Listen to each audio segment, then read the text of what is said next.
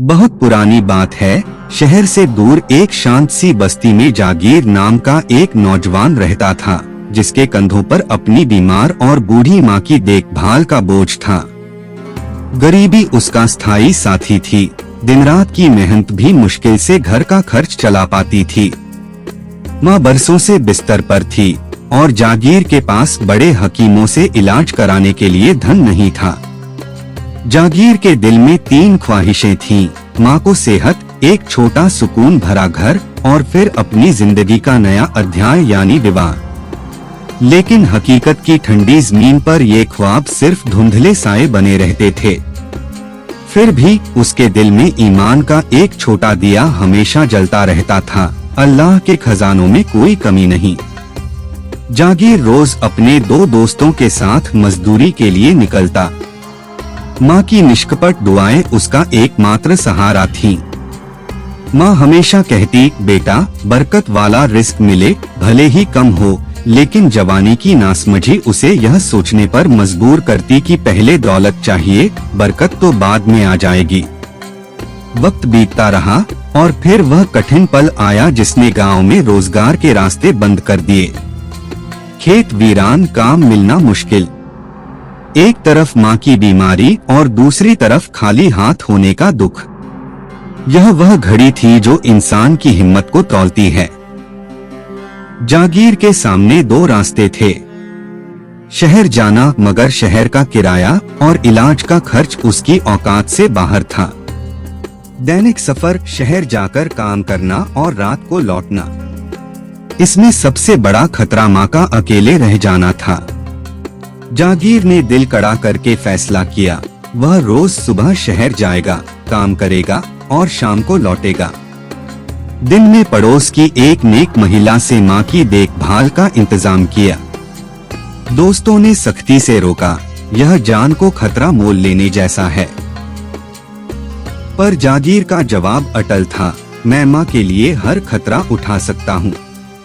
तीनों दोस्त शहर में काम करने लगे, पर जागीर दैनिक यात्री बन गया। वह सुबह होते ही निकलता और शाम को लौटता।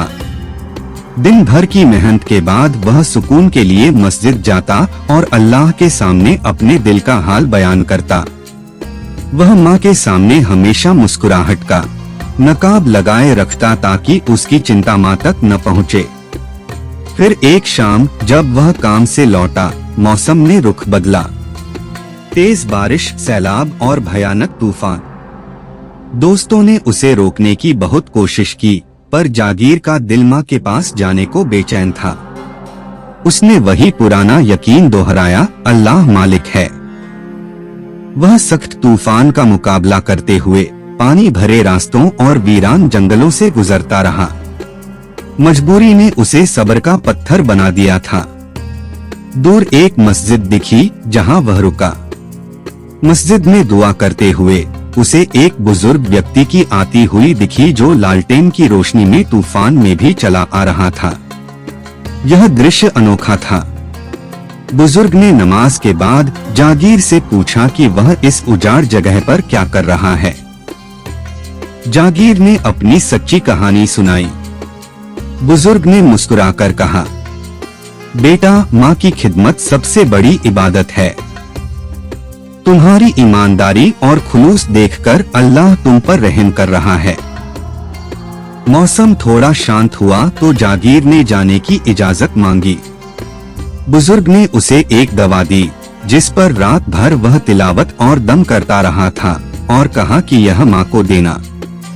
इसके अलावा उसने एक सुनहरी अशर्फी दी, यह बरकत वाली है, जब तक सख्त जरूरत न हो खर्च न करना। जागीर ने मन में सोचा, एक ही तो अशर्फी है, और उसे लेकर वह मुश्किल रास्तों से होता हुआ घर पहुंचा। जागीर ने माँ को दवा दी और माँ की सेहत में जादुई बदलाव आने लगा। वह चलने फिरने के काबिल हो गई। यह एक चमत्कार था, क्योंकि बड़े हकीम भी नाउम्मीद हो चुके थे। माँ ने जागीर को समझाया कि यह अल्लाह वालों की दुआ का असर है। फिर एक वक्त ऐसा आया जब घर में खाने के लिए कुछ न बचा। तब जागीर ने वह बरकत वाली अशर्फी निकाली और उससे एक मछली खरीदी। जब वह मछली साफ कर रहा था तो उसके पेट से एक खूबसूरत और नायाब पत्थर निकला। माँ ने उसे किसी अच्छे सुनार को दिखाने की सलाह दी। जागीर ने शहर के कई सुनारों को वह पत्थर दिखाया, जिन्होंने डराकर उसे वापस कर दिया कि यह चोरी हो सकता है।